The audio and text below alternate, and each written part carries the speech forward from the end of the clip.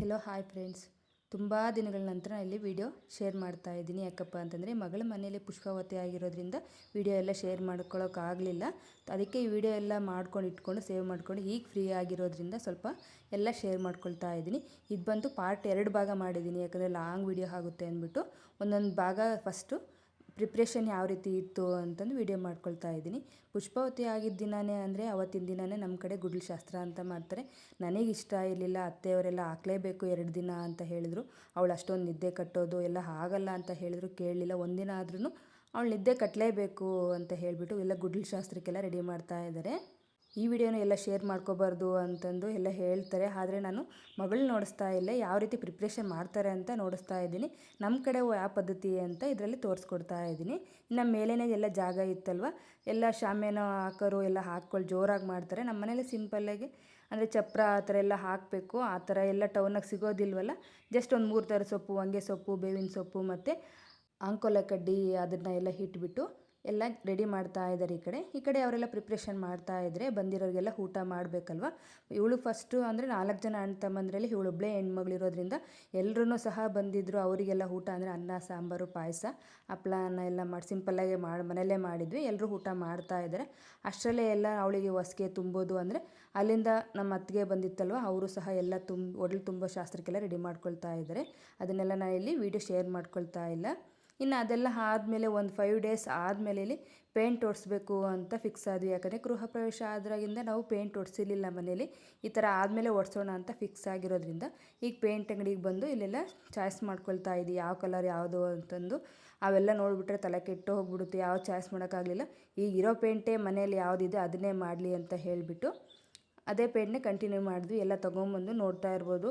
Paint ಮನೆಗಿದ್ದು ಬಂದು ಒರೆಸ್ಬೇಕಂದ್ರೆ ತುಂಬಾ ಕಷ್ಟ, ಯಾಕಂದರೆ ಮನೇಲಿರೋ ಫುಲ್ ಐಟಮ್ಸೂ ಎಂಟಿ ಮಾಡಿಕೊಡ್ಬೇಕಂದ್ರೆ ಎಲ್ಲನೂ ಖಾಲಿ ಮಾಡಿರಬೇಕು.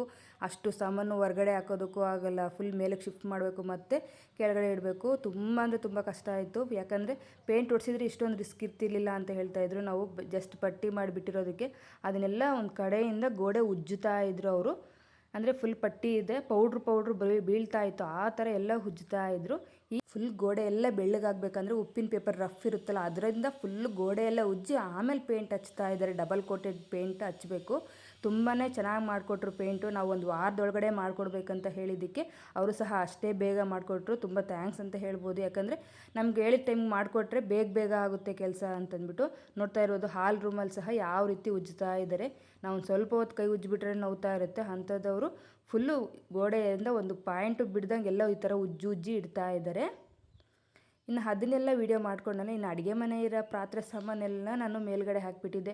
ಯಾಕಂದರೆ ಒಳಗಡೆ ಇಟ್ಕೊಂಡ್ರೆ ಜಾಗ ಆಗೋಲ್ಲ ಅಂದ್ಬಿಟ್ಟು ಎಲ್ಲ ಮಕ್ಕಳಿರೋದ್ರಿಂದ ಮೇಲಕ್ಕೆಲ್ಲ ಹಾಕ್ಸ್ಬಿಟ್ಟಿದ್ದೆ. ಆದರೆ ತುಂಬ ಕಷ್ಟ ಆಯಿತು. ಇವನ್ನೆಲ್ಲ ನೋಡ್ತಿದ್ರೆ ಚಳಿ ಜ್ವರ ಬರೋದೊಂದು ಬಾಕಿ ಇತ್ತು, ಅಷ್ಟು ಸಾಮಾನಿತ್ತು. ಹೆಂಗಪ್ಪ ತೊಳೆಯೋದು? ಯಾಕಂದರೆ ಮನೆ ಕಡೆ ಎಲ್ಲ ಒಳಗಡೆ ಅಡುಗೆನೂ ಮಾಡ್ಕೋಬೇಕು, ಅವ್ರಿಗೆ ತಿಂಡಿನೂ ಕೊಡಬೇಕು, ಈ ಕಡೆ ಇದನ್ನು ಕೆಲಸ ಮಾಡ್ಕೋಬೇಕಂದ್ರೆ ತುಂಬ ರಿಸ್ಕ್ ಅನ್ನಿಸ್ತಾ ಇತ್ತು. ಬಟ್ಟೆ ಗಂಟು ಎಲ್ಲ ಕಬೋರ್ಡಿರೋವೆಲ್ಲ ತೊಗೊಂಬಂದು ಗಂಟಾಕಿ ಇಕ್ಕಿದ್ರು. ಅದಕ್ಕೆ ಸ್ವಲ್ಪ ಬೇರೆಯವ್ರ ಕೆಲಸದವ್ರಿಗೆ ಹೇಳಿಬಿಡೋಣ, ಈ ಸತಿ ತೊಳಸ್ಕೊಂಬಿಡೋಣ, ಯಾಕಂದರೆ ಸ್ಟ್ರೈನ್ ಆಗಿಬಿಟ್ರೆ ಫಂಕ್ಷನ್ಗೆಲ್ಲ ಮತ್ತೆ ಸ್ಟ್ರೈನ್ ಆಗಬೇಕಾಗುತ್ತಲ್ಲ ಅಂದ್ಬಿಟ್ಟು 3 ಕೆಲಸದವ್ರಿಗೆ ಹೇಳಿದ್ದೆ. ಈ ಕಡೆ ಅವ್ರು 3 ತಿಕ್ಕಿ ಒಬ್ಬರು ತೊಳ್ಕೊಡ್ತಾ ಇದ್ದಾರೆ. ನನ್ನ ಮಗ ಎಲ್ಲ ಜೋಡಿಸ್ಕೊಳ್ತಾ ಇದ್ದಾನೆ. ಕೆಲಸದವ್ರು ಸಿಗೋದಂತೂ ತುಂಬಾ ಕಷ್ಟ, ಮತ್ತು ಅಷ್ಟೇ ದುಡ್ಡು ಕೇಳ್ತಾರೆ. ಈಗ ಹೇಗೋ ಇವ್ರು 3 ಬಂದಿದ್ದಕ್ಕೆ ಸ್ವಲ್ಪ ಬೇಗನೆ ಆಯಿತು ಅನ್ಬೋದು. ಅವ್ರು ಕೂತಿರೋ ಜಾಗ ಎದ್ದಿಲ್ಲ ಅಷ್ಟೇ, ಎಲ್ಲ ತೊಳ್ಕೊಟ್ರೋದು ನನ್ನ ಮಗ ಬಂದು ಜೋಡಿಸಿರೋದು. ಆದರೂ 3ರಿಂದ ಇಷ್ಟು ಅಮೌಂಟು ಅಂತ ಇಸ್ಕೊಂಡು ಹೋಗ್ಬಿಟ್ರು ಅವರು. ನೋಡ್ತಾ ಇರ್ಬೋದು ಎಷ್ಟು ಸಾಮಾನಿದೆ. ಇವನ್ನೆಲ್ಲ ಮತ್ತೆ ನಾನು ಫಿಲ್ಟ್ರ್ ಮಾಡಿ, ಕೆಲವು ಎತ್ತಿಕ್ಕವು ಇರುತ್ತಲ್ಲ ಅವನ್ನು ಸಹ ಎಲ್ಲ ಫಿಲ್ಟ್ರ್ ಮಾಡಿ ನೈಟೆಲ್ಲ ಶಿಫ್ಟ್ ಮಾಡಿದ್ದಾಯಿತು. ಅದನ್ನೆಲ್ಲ ಇಲ್ಲಿ ವಿಡಿಯೋ ಶೇರ್ ಮಾಡ್ಕೊಳಕ್ಕಾಗಲಿಲ್ಲ. ಒಂದು ಕಡೆ ಪೇಂಟ್ ಮಾಡ್ತಾಯಿದ್ರೆ ಪ್ರಿಪ್ರೇಷನ್ ನಡೀತಾ ಇರಬೇಕಲ್ವ. ಫಂಕ್ಷನಿಗೆ 16 ಡೇಸಲ್ಲೇ ಮಾಡ್ಕೊಂಬಿಡೋಣ ಅಂತ ಇಟ್ಕೊಂಡಿರೋದ್ರಿಂದ ಮಕ್ಕಳಿಗೆ ಬಟ್ಟೆ ತೆಗಿಬೇಕು ಅಂತಂದು ಕರೆಂಟ್ ಟೆಕ್ಸ್ಟೈಲ್ಗೆ ಹೋಗಿದ್ವಿ ಈ ಸತಿ. ಇನ್ನು ಅವಳಿಗೆ ಸ್ಯಾರಿ ಎಲ್ಲ ಅವ್ರ ಅತ್ತೆನೇ ತೊಗೊಬರೋದ್ರಿಂದ ಇವಳಿಗೆ ಡ್ರೆಸ್ಸಸ್ ನೋಡೋಣ ಅಂತಂದು ಎಲ್ಲ ಡ್ರೆಸ್ಸಸ್ ತೆಗಿಸ್ತಾ ಇದ್ವಿ. ಸೀರೆಗಳು, ಲೆಹೆಂಗಾ ಯಾವ್ದು ಬೇಕೋ ಅದನ್ನು ನೋಡ್ಕೊಳ್ಳೋಣ ಅಂತಂದು. ಇಲ್ಲಿ ಅವ್ರ ಅತ್ತಿಗೆ ಬಂದುಬಿಟ್ಟು ಈ ಥರ ಗ್ರೀನ್ ಶೇಡ್ ಅಂದರೆ ಫುಲ್ ಗ್ರೀನ್ ಸ್ವಲ್ಪ ಶೇಡ್ ಇರಲಿ ಅಂತ ಈ ರೀತಿ ಈ ಸ್ಯಾರಿನ ಸೆಲೆಕ್ಟ್ ಮಾಡಿಕೊಂಡ್ರು. ಫಸ್ಟ್ಗೆ ಲೆಹೆಂಗಾ ಹಾಕಿದ್ನಲ್ಲ ಅದನ್ನು ನಾವು ತೊಗೊಂಡ್ವಿ, ಅಂದರೆ ಅವ್ರ ಅತ್ತೆ ಕೊಡಿಸಿರೋ ಅಂಥದ್ದು. ಇನ್ನು ಅದೆಲ್ಲ ಮುಗಿಸ್ಕೊಂಡು ಡೆಕೋರೇಷನ್ ಸೆಲೆಕ್ಷನ್ ಮಾಡೋಣ ಅಂತ ಬಂದ್ವಿ. ಈ ಪಿಂಕ್ ಡೆಕೋರೇಷನ್ನೇ ನಾವು ಸೆಲೆಕ್ಟ್ ಮಾಡಿದ್ವಿ. ಅದರಲ್ಲಿ ನಾನು ರೆಡ್ ರೋಸಸ್ ಇರಲಿ ಅಂತಂದು ಹೇಳಿ ಇದನ್ನೇ ಚಾಯ್ಸ್ ಮಾಡಿದ್ವಿ. ತುಂಬ ಚೆನ್ನಾಗಿತ್ತು ಅದು. ಯಾಕಂದರೆ ತುಂಬ ದೊಡ್ಡದಾಗಿ ಬಂದಿತ್ತು. ಸ್ಟೇಜ್ ಅಂತೂ ತುಂಬ ಸೂಪರಾಗಿ ಕಾಣ್ತಾ ಇತ್ತು. ಇನ್ನು ಬ್ಲೌಸ್ ಎಲ್ಲ ಹೊಲಿಸ್ಬೇಕಲ್ವ ಅವಳಿಗೆ. ಡಿಸೈನ್ಸ್ ಎಲ್ಲ ಇರಲಿ ಅಂತಂದು ಅವಳ ಅಳತೆಗೇ ಒಂದು ಬ್ಲೌಸ್ ಹೊಲಿಸ್ಬಿಡೋಣ ಅಂತ ಇಲ್ಲೇ ಹೊಲಿಸ್ಕೊಳ್ತಾ ಇದ್ದೀನಿ.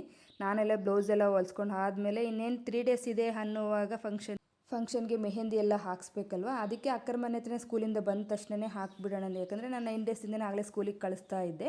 ಮೆಹಂದಿ ಹಾಕಿದ್ರೆ ತುಂಬ ಕಲರ್ ಚೆನ್ನಾಗಿರುತ್ತೆ ಅವಳಿಗೂ ಅಂತಂದ್ಬಿಟ್ಟು ನೈಟೇ ಮೆಹಂದಿ ಹಾಕ್ಸ್ತಾ ಇದ್ದೀನಿ. ಅಂದರೆ ಮಂಗಳವಾರ ಬುಧವಾರ ಫಂಕ್ಷನ್ ಇರೋದ್ರಿಂದ ಮುಂಚೆನೇ ನೈಟ್ ಹಾಕ್ಸ್ಬಿಟ್ರೆ ಕಲರ್ ಚೆನ್ನಾಗಿ ಬರುತ್ತೆ ಅಂತಂದ್ಬಿಟ್ಟು ಮೆಹಂದಿ ಎಲ್ಲ ಹಾಕ್ಸಿದ್ವಿ. ಮೆಹಂದಿ ಸಹ ತುಂಬ ಚೆನ್ನಾಗಿ ಹಾಕ್ಕೊಟ್ರು.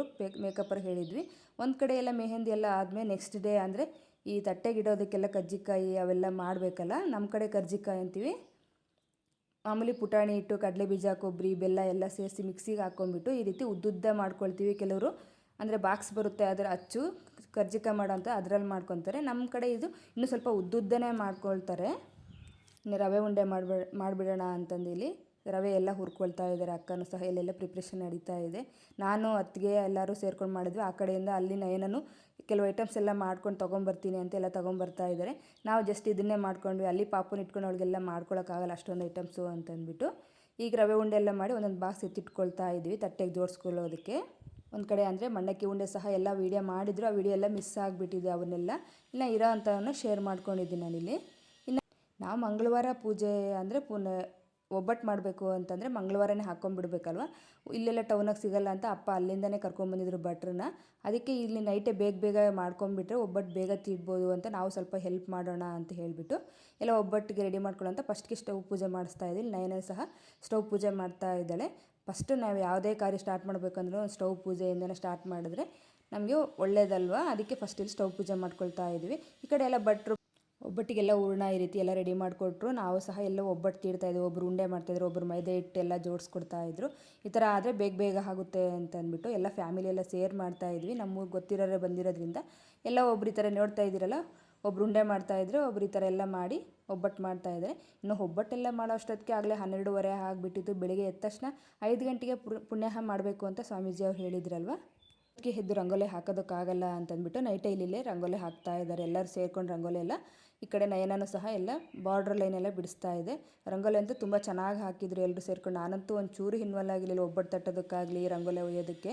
ಎಲ್ಲ ಅವರೇ ಮಾಡ್ಕೊಳ್ಳಿದ್ರು. ನಮ್ಮ ಫ್ಯಾಮಿಲಿ ಅಂದರೆ ಎಲ್ಲ ಹೆಲ್ಪ್ ಮಾಡ್ತಾರೆ. ತುಂಬ ಚೆನ್ನಾಗಿ ಎಲ್ಲ ಹೊಂದ್ಕೊಂಡು ಮಾಡಿಬಿಡ್ತಾರೆ. ಇನ್ನು ಫಂಕ್ಷನ್ಸ್ ಅಂದ್ರೇ ಜನ ಇರಬೇಕು. ಜನ ಇದ್ರೇ ಅವ್ರವ್ರು ಒಂದೊಂದು ಕೆಲಸ ಹಂಚ್ಕೊಂಡ್ಬಿಡ್ತಾರಲ್ಲ, ನಮಗೂ ಸ್ವಲ್ಪ ಫ್ರೀಯಾಗೇ ಮಾಡ್ಕೊಂಡ್ಬಿಡ್ಬೋದು. ಯಾಕಂದರೆ ಎಲ್ಲ ಕೆಲಸನೂ ನಾವೇ ಒಂದು ಕಡೆಯಿಂದ ಮಾಡ್ಕೋಬೇಕಂದ್ರೆ ತುಂಬ ಲೇಟ್ ಆಗಿಬಿಡುತ್ತೆ ಮತ್ತು ಅಷ್ಟೊಂದು ಪರ್ಫೆಕ್ಟಾಗಿರಲ್ಲ. ಈ ಥರ ಎಲ್ಲರೂ ಒಟ್ಟಿಗೆ ಮಾಡಿದ್ರೆ ತುಂಬ ಚೆನ್ನಾಗಿರುತ್ತೆ.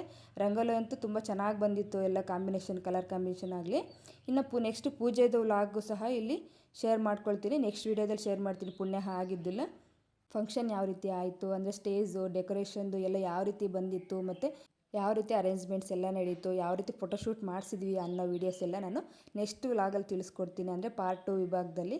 ಈ ವಿಡಿಯೋ ನಿಮ್ಗೆ ಇಷ್ಟ ಆಗಿದ್ರೆ ಒಂದು ಲೈಕ್ ಮಾಡಿ. ಪ್ಲೀಸ್ ನಮ್ಮ ಚಾನಲ್ನ ಸಬ್ಸ್ಕ್ರೈಬ್ ಮಾಡ್ಕೊಂಡು ನೋಡಿ ಅಂತ ಹೇಳ್ತೀನಿ. ಓಕೆ ಫ್ರೆಂಡ್ಸ್, ಬಾಯ್.